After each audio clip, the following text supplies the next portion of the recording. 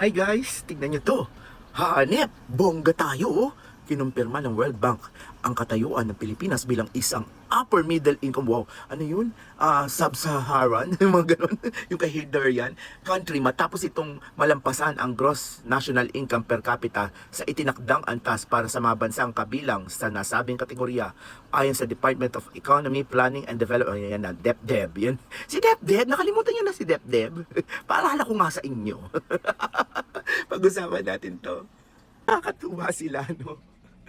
Kinumpirma yung sahod, pero hindi kinumpirma yung gastos. Sus, yung Mariosep, feeling natin ang rich natin, no? Pero hindi nila alam lahat ng pinaghihirapan natin na pupunta lang sa gagastusin din natin. Naghihirap pa tayo. Diyos ko, nagpursige pa tayo. Dahil ang rich na pala talaga natin. Paborito niya yung dep-dep na yan eh. Naalala mo ba yan?